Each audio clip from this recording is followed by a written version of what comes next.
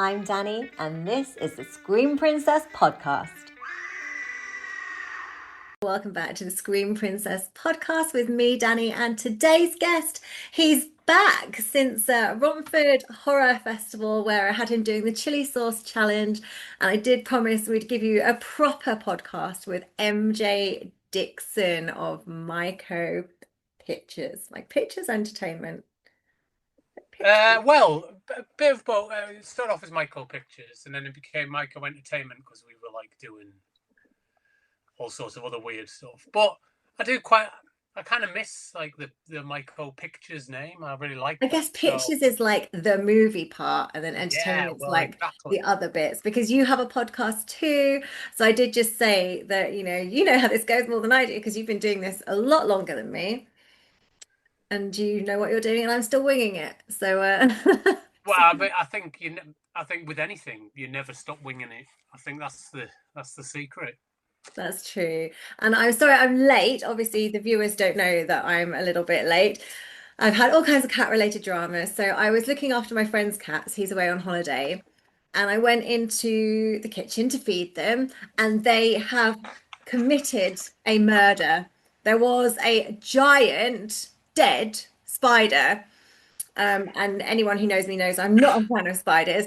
And not only was it Right. dead, like when they crunch up when they're dead, they'd also taken legs off. So it wasn't just like I had to deal with that like one bit of spider. There was also near the food bowls there was a leg, and over near the bin there was a leg, and I was like, oh, I don't know what to do. And for a little bit there, I was having a panic because I literally was just going to walk out and be like, the cats are going to have to fend for themselves tonight.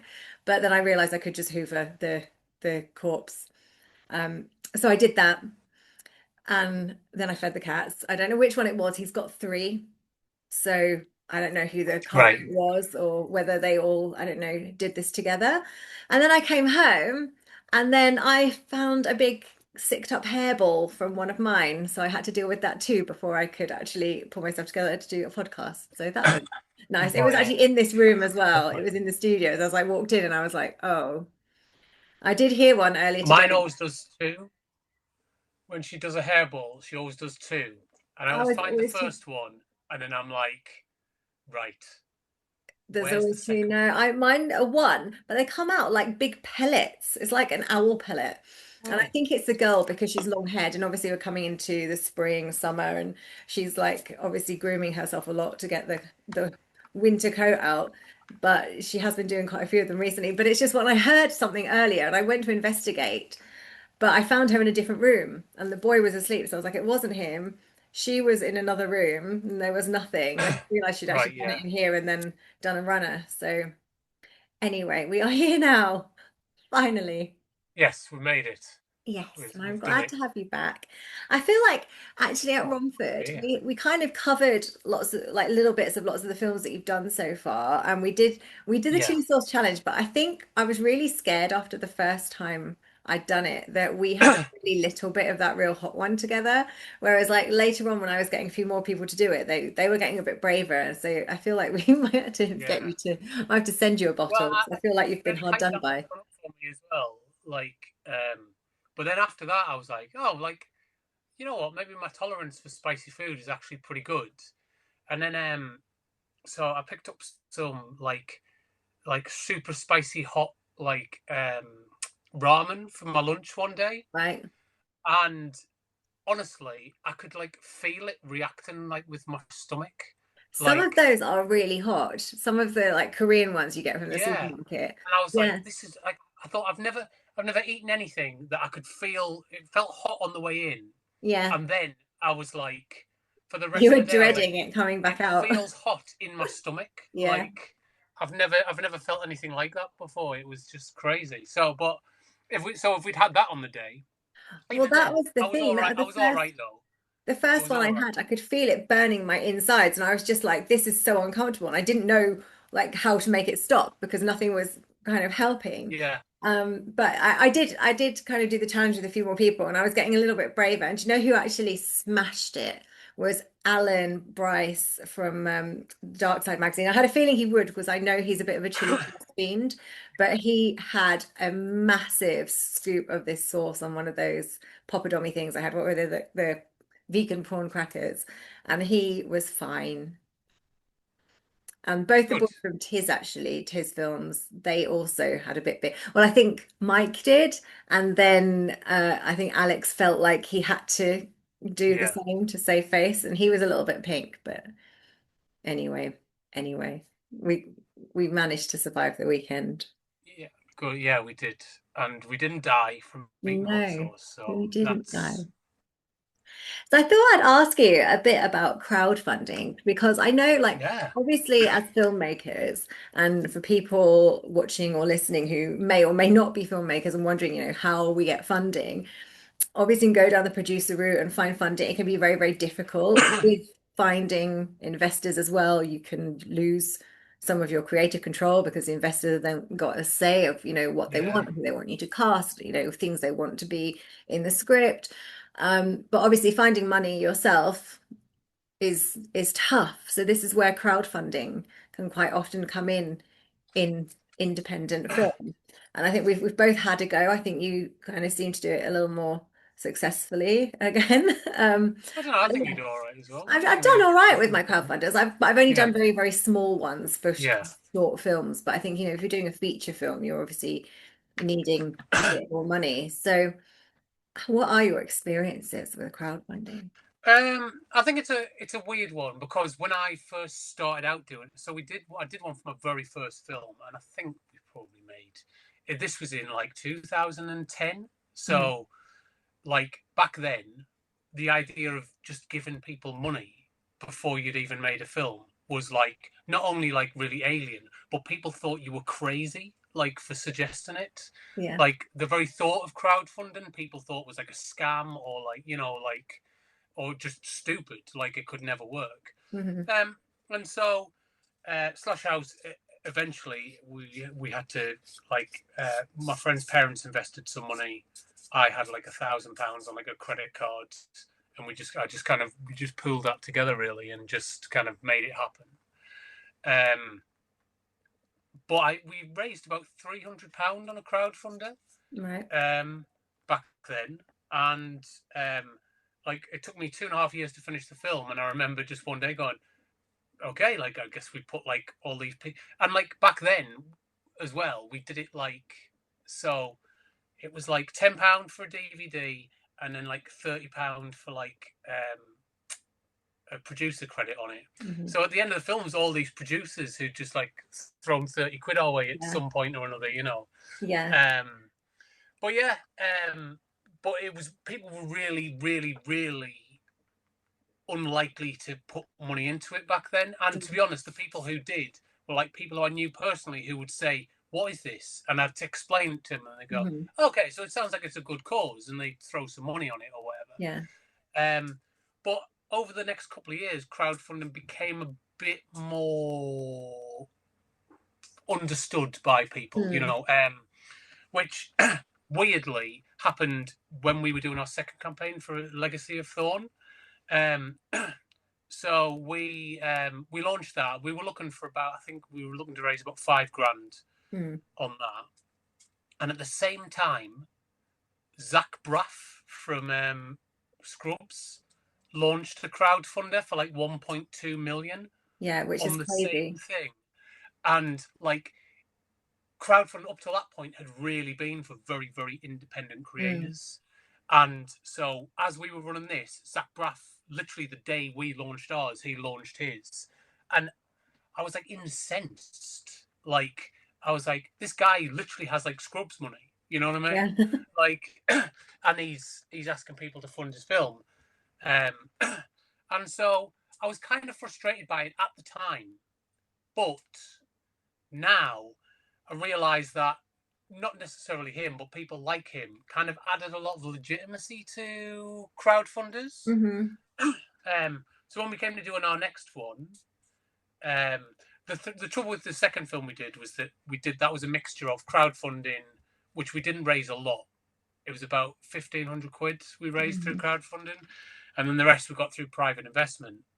Um, but by the time we came to our next film, I realised a really, really important thing was that, and you'll know this, the hardest way to make money ever in the history of the human race is to make independent horror movies. Yeah. Like, literally, if you want to make money, do literally anything else. Like, so what I realized there was that it was going to be really hard for us to get investment back. And Mm. so at that point, I said, right, so I can continue forward taking investments from people, but now I know full well that it's virtually impossible for me to get that investment back. Hmm. So my other option is that I crowdfund and we do it like that, you know. And so we did a crowdfunder for a film called Cleaver. It was really very last minute because another project that we'd been promised the funding for just fell through completely. And so we had these 2 weeks kind of free, but with now no film happening. And so I said, well, look, let's do a Cleaver movie. So we wrote the script like really, really quickly. And we had to raise the money in that time as well. And we raised not a lot. It was about 1,500 quid, I think. Um, and we barely made it.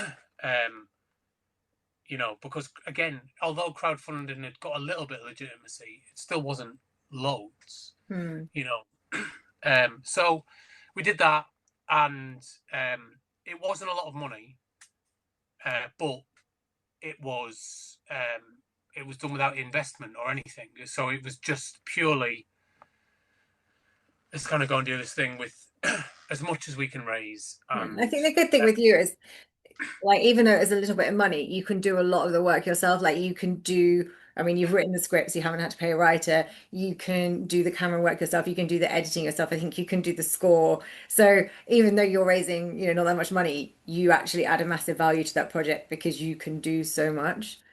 And then obviously, of course, Anna's there doing the behind the scenes bits and the production with you. So, between the pair of you, you're kind of bringing a big amount to that project. yeah, I think I've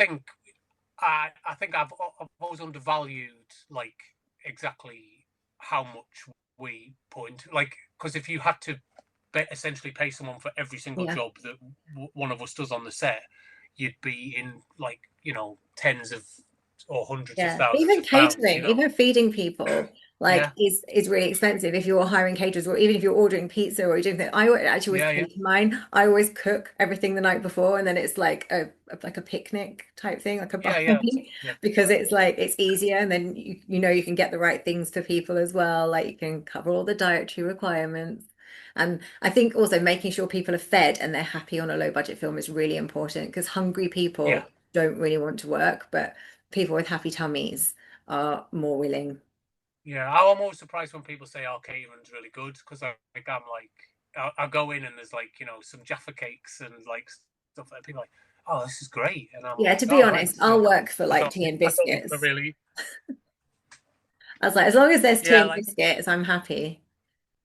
yeah, biscuits and pop and Yeah. crisps and um, Yeah. the we at the minute we have the chocolate box as well, which is just like a gigantic box full of chocolate bars that Martin kind of refuels on like a Oh, kind of amazing. Is that that's his bi-monthly producer basis. contribution, fueling the chocolate box? Yeah, so he'll the box will disappear, and then next time we get on the set, it'll be full again, full of like That's so nice. It's like a cream chocolate eggs and fairy. yeah, honestly, it's amazing. That's where you always find Murray. If you ever wondering where Murray is, he's hanging around by the chocolate Where's box that every chocolate box? time. So you need to put like a little alarm on it so you can hear the chocolate box beep wherever it might be, and that's where you'll I find really do. people. I really do. I'll send him on like a mission. I'll go, can you just go and grab that thing for me? And then 20 minutes later, I'm like, where is he? I walk in and he's just sat eating Kit Kats by the chocolate box. I'm like, Fair enough. He needs the sugar for the energy. oh, yeah. That would be my excuse. That would be Yes. my excuse. But so you've had, I mean, obviously that was like kind of your early crowdfunding Yeah. films, you were raising kind of lower budgets. But I think obviously the further you've gone on, you're raising more, but also it's the perks. And that's what I think you have to make sure, firstly, that if you're putting perks out there, that the people who are, giving their money, because obviously whatever the perk they're getting it's the money to get the film. So you do have to obviously like know that obviously some of that money is going to be buying the t-shirts or buying, whatever Yeah, the things are that are going out there, the product. But obviously, like you have to make sure you deliver. And you yeah, always yeah, kind of do absolutely. really good perks, like, and I And know like when that's people, the hard part of it, I think. yeah, I mean that's why people Is do being it. able to deliver it. Because I mean, I forever under budget when it comes to perks. Like no matter what I do, I think I've got it nailed, and then Yeah. we come to it, and I'm like, we don't have enough scripts, or we don't have enough. Like I'll under order on DVDs or something. You know what I Yeah, mean? or like the price of Like t-shirts has gone up by the oh, time you like come to order yeah, it, or postage. Like I know I posted something recently. I sold a CD album to somebody in Canada, and the postage, I mean, I did charge for postage, but I didn't charge enough, and then it was double what I thought it was going to be. Obviously, I yeah. think anything going abroad now is a lot of money. I mean, and also like you can't. The big thing for me was so like every week I'd go down to the post office with like a big bag or a couple of big bags full of stuff, Yeah, and just I'd go on the self-service machine and just sit and like beep beep, fill out my customs and put yeah. them all through, send them off. But now you can't do international um, postage on the self-service, so I've got to like sit and wait in a queue, and then they have to do every single package separately, I've never and done they a every single self-service. one they go, I didn't "What's even in know that you this?" could self-service mail. Yeah, and it used to be great. Like, I mean, it took a long time, but at least I could just sit and kind of Yeah. work my way through it. But now, like, they ask you the same questions about what's in What's this? inside? None of Why your is it business. why is it way differently to that other one? You said that one was this, that this one way, and you're like, fragging heck, Yeah. So it's And a then I always massive feel really bad problem. as well for the people waiting in the queue behind me when I've got loads of stuff. Yeah, Like when I do my calendars at Christmas, they'll often be like some to the States and some to Germany. yeah, And yeah. it's like you're filling in the customs things. And yeah, then I feel bad. Yeah, But and what can you do? it's a hard part of it really. And then you've got other problems like someone got like a cleaver from and a knife from Pandemonium and a cleaver from Cleaver, The knife and that they stabbed kept sending it me. back to me Okay. because You got like them sent back? they kept sending it back to me because they were like, you can't send this to Australia in the post. This is like a meat cleaver, and I'm like, well, yeah, it's like a prop, and they're like, you can't send like a live sharp meat cleaver in the post, and I'm like, oh, Can you not? apparently not. So how did you get around that in the end? I haven't. Oh, So I'm just sat like this guy's package just keeps getting sent back to me. So can I'm you not like, like, I don't know, change it for a well, plastic I'm gonna one? have to do something. Either I'm gonna have to like kind of. The problem is they run it through scanners. So Yeah, like because initially it was just in a frame, and then I put it in like a box, thinking, okay, well that'll be fine because they'll look if they look in the package, they'll yeah. just now see this box. But they run it through a scanner, and they just see this So huge this, meat cleaver inside. It's like this big, and they're yeah. like, nope. And the same with the knife. This knife's like a But huge what about butcher's if knife. you were a shop and you're ordering, like, I don't know, like I can order stuff from Shein. I've never tried to order knives from Shein, but I'm sure they have kitchen stuff and that could come from China. So some way, there must be some way you could do Yeah, I it. guess. I guess it might be something to do with Australian customs. I don't know. I don't know. That's, Um, I mean, yeah, because I yeah. have sent things like that to other people before. Like, we've sent weird, like, big machetes to America and stuff. Like, Yeah, see, my props are always like I've done it, but I've done like a plastic knife. Or I tend to actually, rather than have them as pets, I should have them as pets. And I think I've sometimes done it, but sometimes I'll do it if I'm left over with stuff, and then I'll do it as like an after thing on eBay. yeah, But then I've had plastic knives. I have had like proper rubber ones. I have. yeah. These are like huge, like proper real metal things, and like Yeah, for whatever reason they're like, can't do well, it. send it back, and I'm like, okay, um, but it hasn't deterred me for some reason. Uh, No. Is it ongoing? How long has this been going on, this Cleaver thing? Is it just, are you literally back and forth? well, this started right at the beginning of the pandemic. Um, the Cleaver came back to me, and we were sending out the Pandemonium stuff. So it was just before all that started, and I Mhm. was like trying to send this stuff out.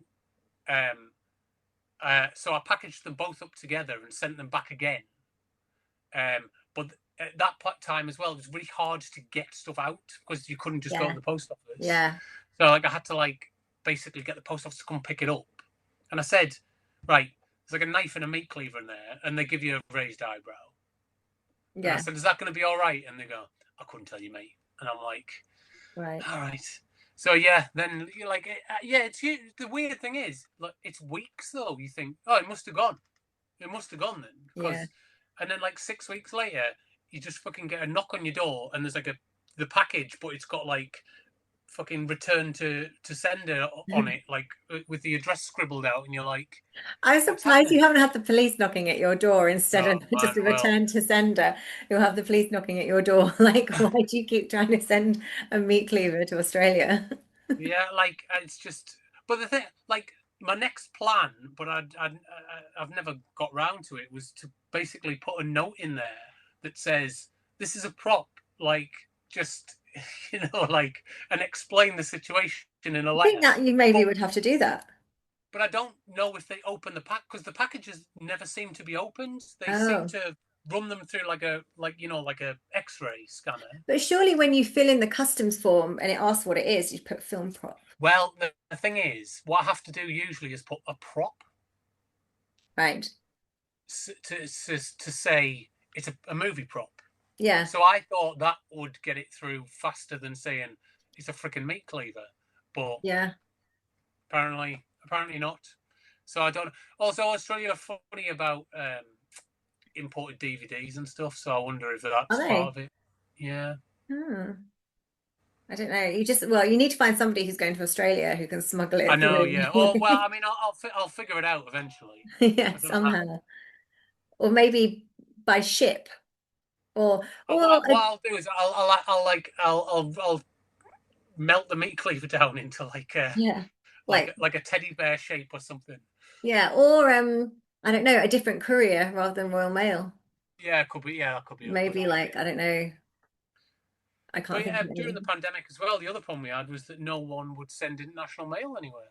Like, Hmm. it's crazy. Like we'd because I'd go to UPS for sending documents and stuff, and they'd be like, "We're not sending anything international at the minute." Yeah, I And I'd be like, remember like trying to send my calendars out that year, and I was like, will I be able to send them to America? And I don't think I could send them to America until like maybe January. I think the ones "Yeah, to yeah, America were that sounds slightly good." late, Yeah. but obviously, what can you So do? all that stuff is just a fucking disaster. But I mean, you just have to do your best. You know, um, Mm, and you do. So, what that's kind the of thing. perks do you usually offer? I know you always do the t-shirts and sign. Try to do well. T-shirts I try not to do with the crowdfunder because they're so frigging expensive. Like I make no money on T-shirts whatsoever. Right. So none of that money would like basically the price I sell T-shirts for is usually the price that they cost to have made. So Yeah. I'm like, I used to have some on Teespring, and it was like you'd make oh hardly yeah, I had to any stop using them money. because the prices just went up and up and up until Yeah, I was yeah, like, so they're I've got expensive to buy. So they would charge like, I don't know, it was like £19 or £25 or something for a t-shirt for somebody to order yeah, from there. But they would only actually give you like $4 from it and they'd make yeah. all the Well, money. by the end of it, I was. It was like I'd have to charge someone 25 quid for a t-shirt before postage. Yeah. Like, and I just thought I don't want to do that. So I found a UK place which I like a little bit better. Mm. So we do t-shirts kind of as a separate thing, but I still do. We do DVDs, Blu-rays, digital download stuff, Hmm. posters. Um, for years I've done scripts, but they've just become really difficult, and I don't know how much people really want them. I don't know. I Um, think the scripts have done the best for me, like signed scripts from the cast. For a, oh, but for really? a short That's film, it's interesting. not so bad because it's like only a few pages. Obviously, Yeah, for a like feature film, you're then sending like spending a a lot on 50-page printing. script through the post is like, or Slash House 3 is like like 120-page script, so Yeah. it's like this big thick. So I would printing do those, like the putting them day send. sides or something for like day Yeah, one well, side, I day do two the dual side. side ones. What I need to do is do like either the four-sided ones or Mm, probably get them printed into a book. But this year I've tried something different. Because what I also do when I'm making movies is I draw a lot, like yeah. do concept art and stuff. And then that never really goes anywhere. Like Right. because um, you only really want to share art when you've just done it. Yeah. Um, and then usually I can't because it's like big spoiler stuff. So I'm like, Yeah. So you so want to I do have it very there, creative and then I never storyboard. ever end up sharing it. So this year I'm doing something called the Cleaver sketchbook, like making of sketchbook. So it's like a bunch of like the concept art and like behind the scenes pictures and things like that in like a little kind of limited collectors like um like a little bit like the comics that we do, like Right. but as like a little kind of making of book. That's Um cool. it's just got like a bunch. So I thought I'd try that this year, and see if that's of interest to people. But I might put this, you know what? I might put the scripts up because people do seem to like those as well. Yeah. So Yeah. It's funny, isn't it? It's like what will people want and what can you do that's like yeah, I mean, obviously. maybe I'm really out of touch with it because I always think like I always think people won't want DVDs anymore, and then they're the things that Well, I most think people that want. would be the case with like most other genres, but I think with horror, people still want to collect. Like I actually had Phil and Hayden on the other day, and the room was behind Hayden. I was like, "How many DVDs have you got in there?" He was like, "About 11,000." He's like, "I will never watch them all in my lifetime." The room is crazy. He just said every time he sees one, he buys it and then he puts it on the pile to watch. And obviously, Yeah, he watches some of them, but some of them will never get seen. But I think horror film fans tend to collect like. And I still buy like DVDs or Blu-rays of like yeah, stuff if I'm same. going to watch it But again. I thought the Blu-ray would be the big seller, but it just never has been. It's always No, DVDs I every think just time. Blu-rays are slightly more expensive, and I see. I Well, don't. also It doesn't bother me whether I have a Blu-ray or a DVD of something. I'm yeah, like, meh. same. Like In it. fact, It's the now same, I'm way more likely to buy something on DVD because I can play it on like my little portable DVD player if right? I want, or I can Yeah, play it I can play it on the Blu-ray player, or yeah, I can play it wherever I want. So I'm like, yeah. I don't oh, I'll get the Blu-ray. personally. I don't Whereas notice DVD, like a major difference in quality between the yeah, two. I mean, I mean, same. So, um, and but really, I buy them so that, like, if I need access to them, I've got them. Yeah. You know, And also, there's going, what if something happens? What if suddenly people are like, "Oh, right, streaming's not working anymore. We're going to take streaming sites down, or we're going to take Amazon down, or we're going to, and like people have bought their stuff digitally, or they just watch it like on Prime or whatever. well, that's my Like, big what worry. if I those things literally have like a disappear? pile of like animated films like right here, Yeah, um, just like for the kids because I was like, I kind of feel sad that they won't have like DVDs and stuff. Like yeah. everything will be streaming, and I was like, no. So I went on like a proper mission and just like started buying every like animated kids film I could find to make them like a little DVD library. That's really cute. I actually like when I was moving out of London, or maybe a bit before that, actually, I had so many DVDs, and a lot of them were things that I bought just to watch, and then it was like I'm never going to watch that again. And I think I went through them all and I got rid of so much. And I actually just gave it to Tony Martin because I know he like sells them at convention stuff. And I was like, here, Yeah. take all this because I'm never going to watch all of these. But I kept all of my Disney ones, all of like, the original like Disney princess movies, the classics. I kept all of those. And I don't have kids, but that you never know when you gonna want to watch a Disney princess They were movie. exactly. Yeah, I mean my partner has kids, so I'm sure we'll watch them. I may take them to like the other house so that I can have more space for my stuff in this house. That might be how it works. But and like I've kept all of my favorites, like all of my like 90s horror, noughties horror. Yeah. Like I kept all of the ones that I'm definitely going to watch again. That's the I thing. just can't part with any. Like I'm terrible. Like I just keep filling the cupboard now in the on the landing with more. Like Yeah, I've run it's out of just the space everywhere else, space. so I'm just like. But It's I'll the come back like space. from charity shops on the weekend with like a pile and VHSs as well. I'm like terrible if I I see don't have a VHS. VHS player. I just reset mine up so that Have like you? I've got two like baby videos of me that I want to like get converted, so I need to take them right, somewhere all right, yeah. to do that. But they're the only videos that I own. But Well, yeah, there's something quite nice about just picking up like a tape and just popping it in the machine. Like I don't have to yeah, like turn on like the PlayStation or anything like that. I just put and I wanted to watch Cherry Falls recently, and that's the only format I had it on was ah. I video. think I So have like, that on. I think, did I get rid of that one? I think I still have it maybe on DVD. oh, I I'm could not never get sure. rid of Cherry Falls. It's one of my I'm not sure. favorites. But we're out of time for the first part. So, Yeah. I'm going to give you a little break and I will see you very shortly for part two. Welcome back to the Screen Princess podcast. So, most of your films, I would say that most of them are slasher films. You're a fan, you're like me, you're a fan of the slasher genre. So, a lot of your films, Yeah, definitely. like Pandemonium, Cleaver, Slasher House, they're all kind of slasher based. So, would you ever consider working outside the slasher? Is there another kind of horror subgenre that you'd quite like to? Well, I think, I mean, I think like the slasher movie is kind of like the most like versatile like thing to work from. It's like because although all that stuff's like slasher, like based on slasher movies, what I've always tried to do is take like the foundation of a slasher movie and then go, okay, like so what can we do on top of that that would Hmm. make it new and interesting and fun? Um, so yeah, like I think I think that it affords me quite a lot of like kind of cool ways to tell stories. So I like, but that said, I mean, um, I don't know. Yeah, I mean, probably at some point I'd love to do something just kind of completely like outside of all of that. I guess. Hmm.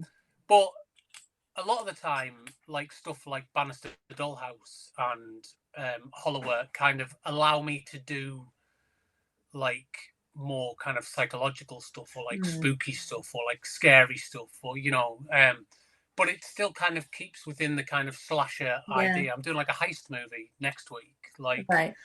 but it's still like a kind of slasher movie at Yeah. its core.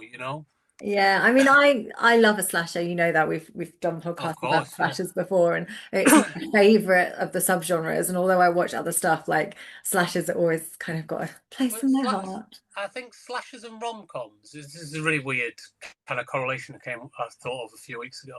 But slashers and rom-coms are like two film types that I feel like even if they're not good, they're watchable. You know Yeah, what I that's mean? true. Like because like they essentially like are like an emotional kind of like release of something inside you. You know what I mean? Mm, Like, and a slasher is kind of like that moment of like being scared, but in a pattern that makes you feel comfortable. Each person's going to get knocked off one by one mhm. until there's like a final person who either wins or wins but loses ultimately. Yeah, And then rom coms are two people who are who are the opposites will eventually get together, and so yeah, you know that. So it's kind of like I guess like safe tension, yeah. you know? It's a kind of a recipe that is never really kind of veered far from, but you kind of Yeah, get the and like same and but result. that's what's good about it is like that it's kind of like a recipe that it's like a good bolognese or an apple crumble, really easy to Yeah. put together, but you know, it's Yeah. hard to fuck it up. I guess is Well, kind I'm of not a fan of a rom-com, to be honest. Like, there's a oh couple of actresses that I can watch and stuff, and I will enjoy them if it's like maybe certain people, but generally they just annoy me because I'm like, oh, sappy people, boring.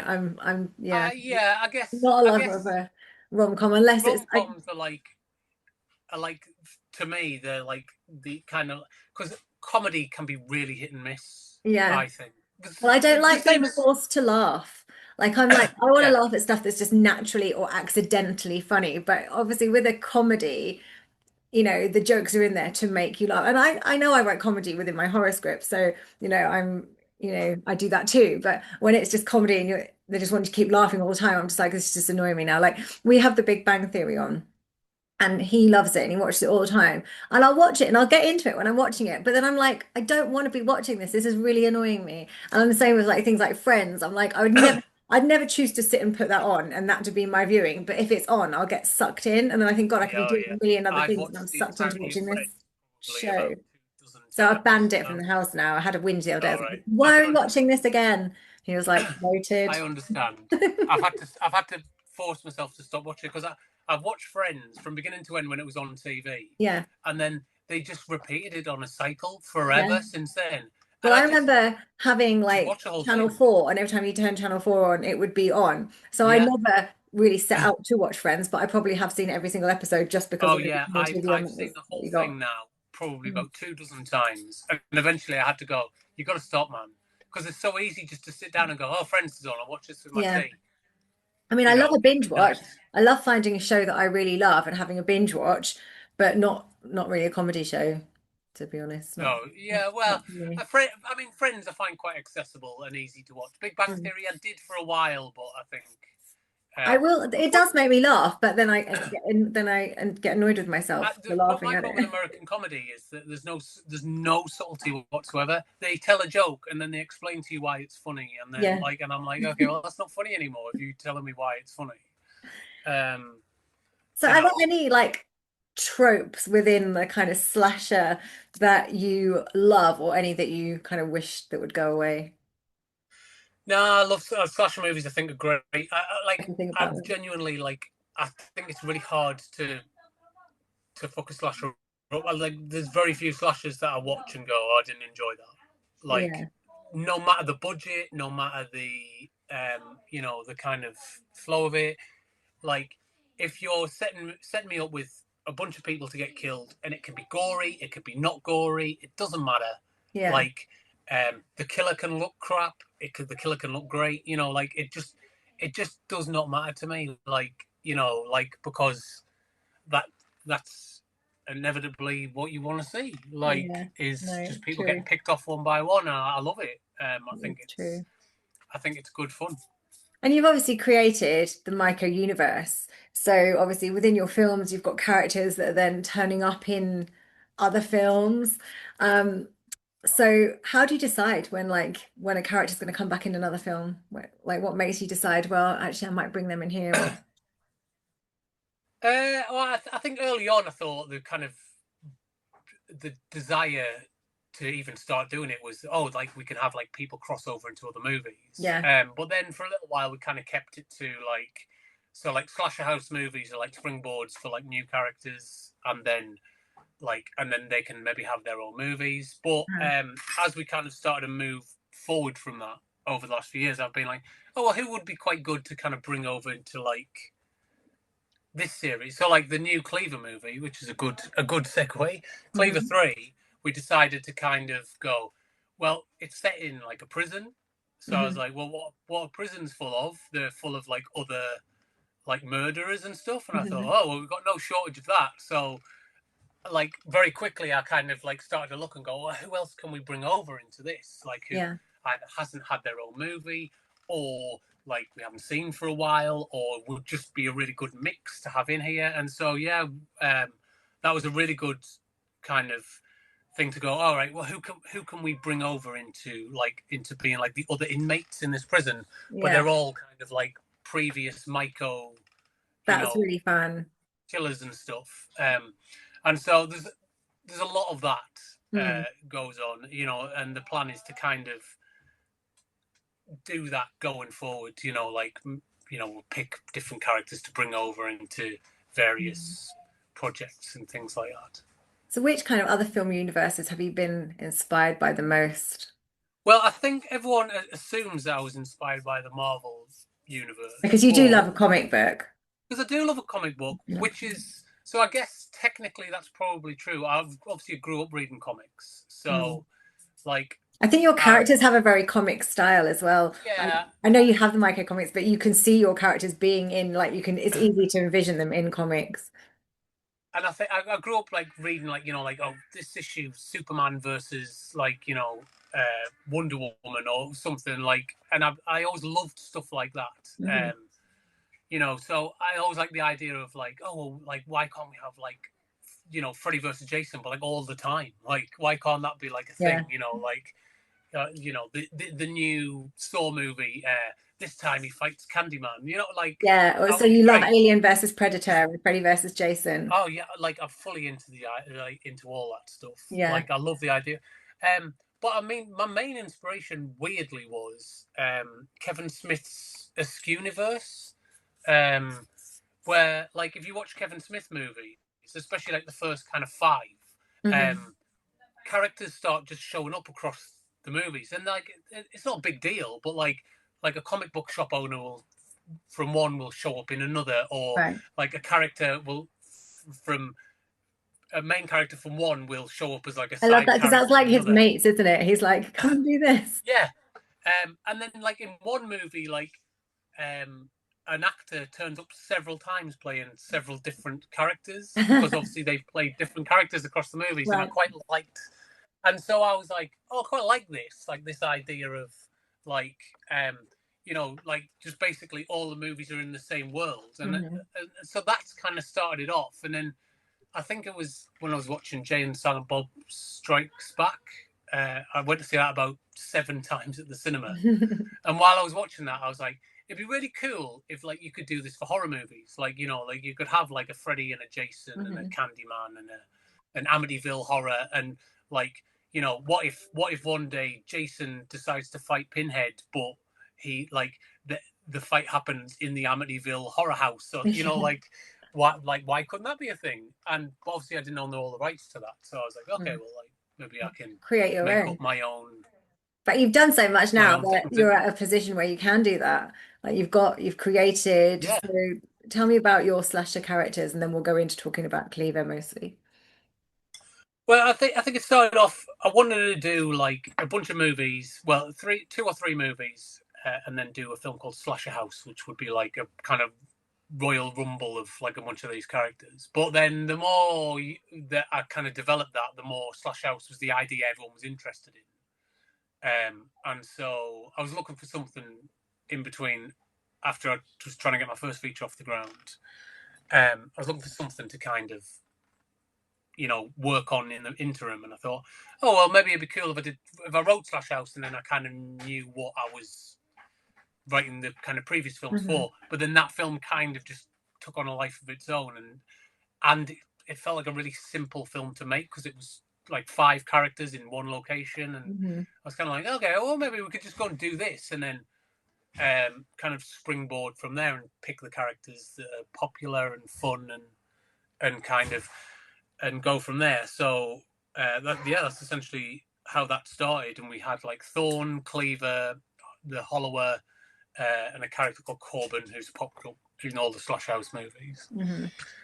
And so then we kind of went and did like a Cleaver movie and a Thorn movie and a Hollower movie, and then the idea became, well, we'll do Slash House 2 and we'll introduce like four new slasher villains, which were like Right. Molly Bannister, the Panda, Jacob the Panda, Mole Man, and I can't remember who the fourth one was now. Oh, Gravestone, the big skeleton puppet. Right. Um, and introduce those guys, and then like we'll pick some to get their own movies. So obviously Molly Bannister and Jacob got their own movies in Hmm. Pandemonium.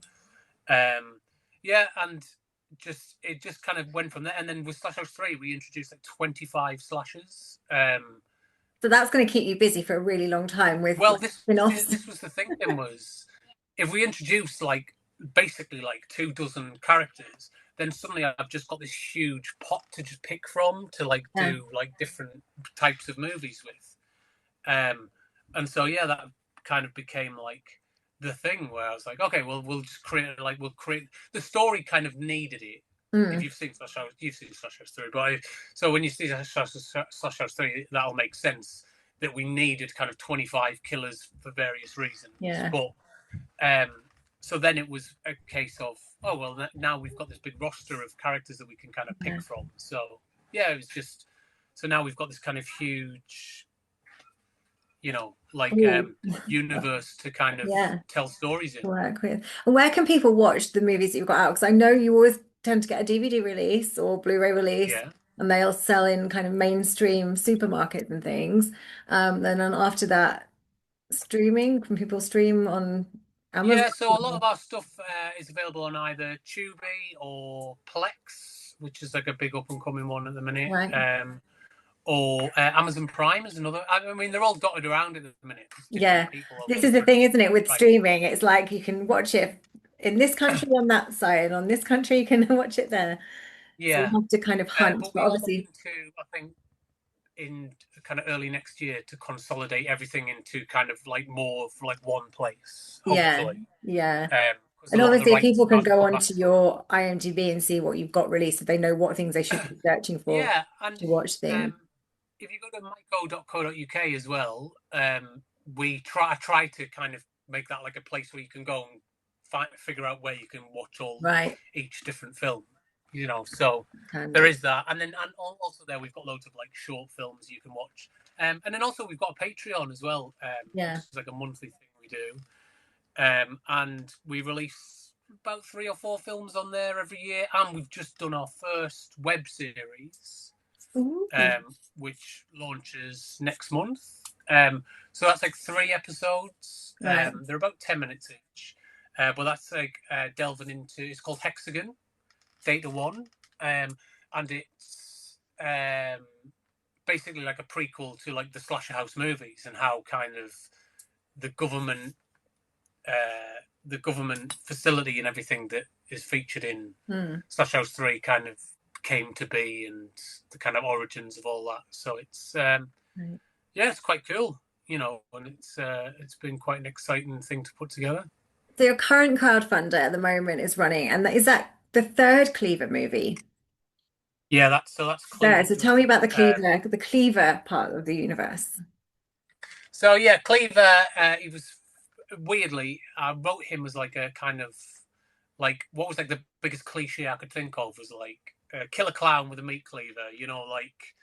And the idea was like he'd be like the first character to die in the film, but it was just to get people kind of like up to speed. Hmm. Oh, so like these are like slasher villains in this house, um, and he was like really popular. So he ended up with his own movie, um, and then that was popular. So we did like a sequel, which was kind of like a road movie, Hmm.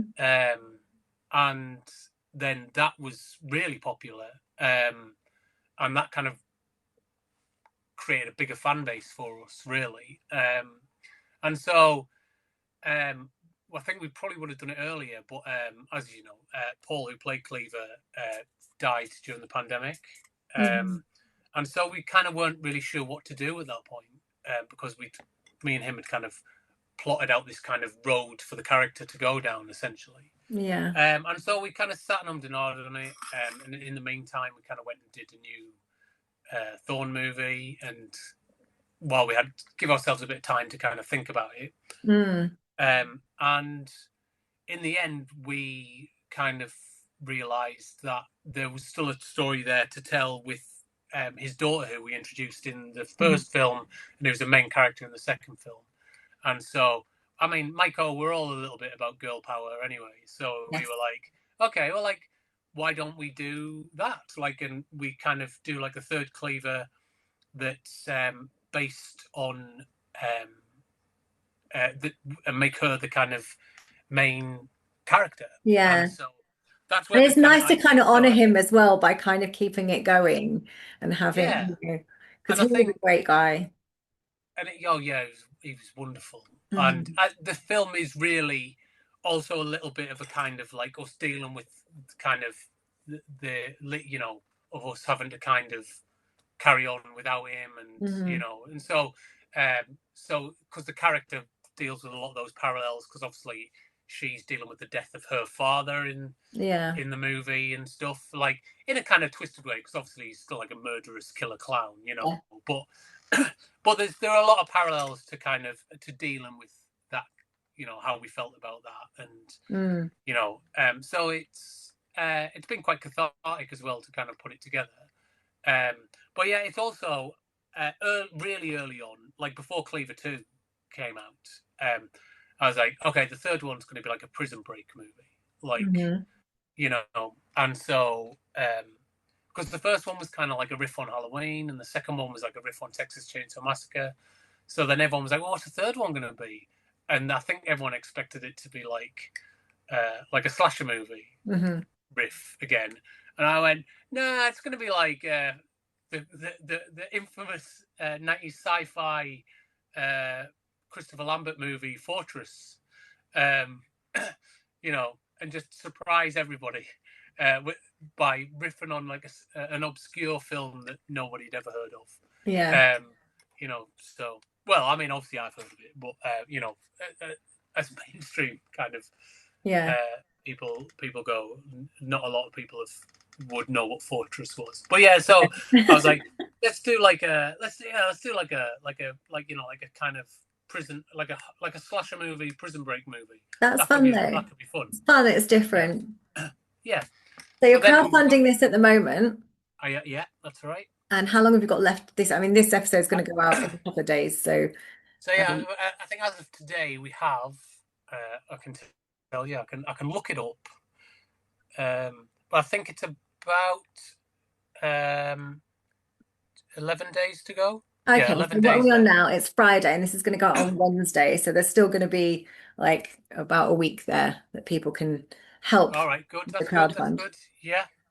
Um, yeah, and we've got loads of stuff, perks and stuff on offer in return for donations. So anything people can throw on, really helpful.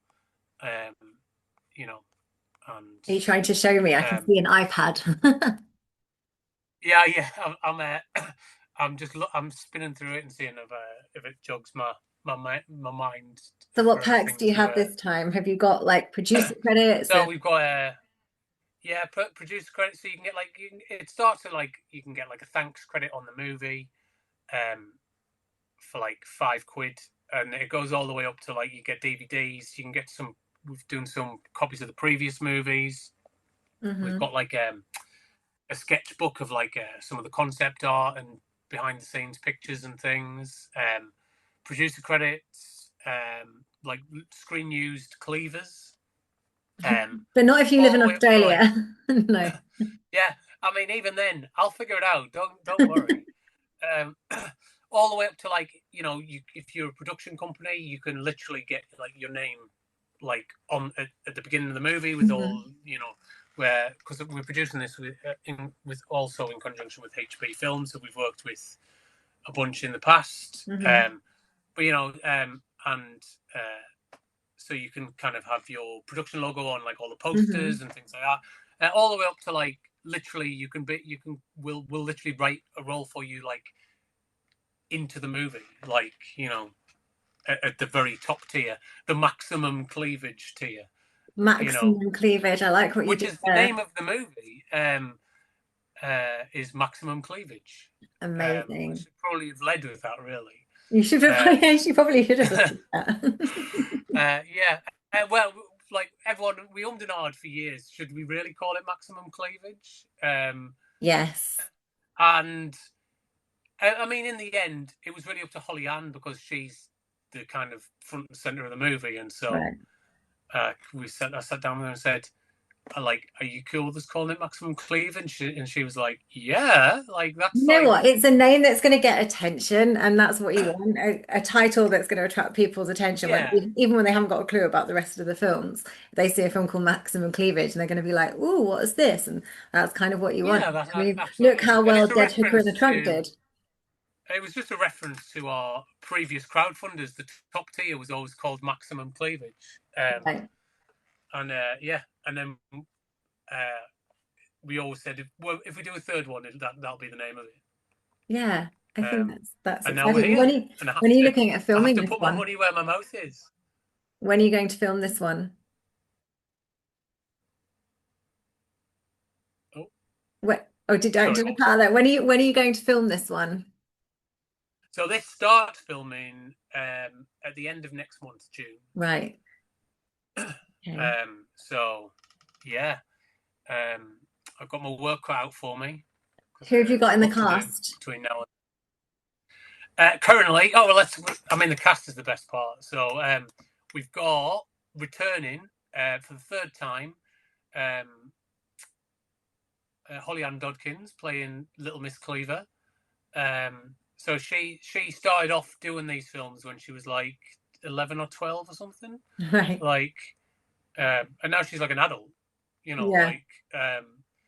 Honestly, for what I have no idea why she wants to come back, but she was like, I'd love to do it, and I was like, okay then, Amazing. I genuinely thought like she'd be like, oh no, I'm not doing any more of those stupid slash movies I did when I was a kid. And she was like, no, no, I'm in.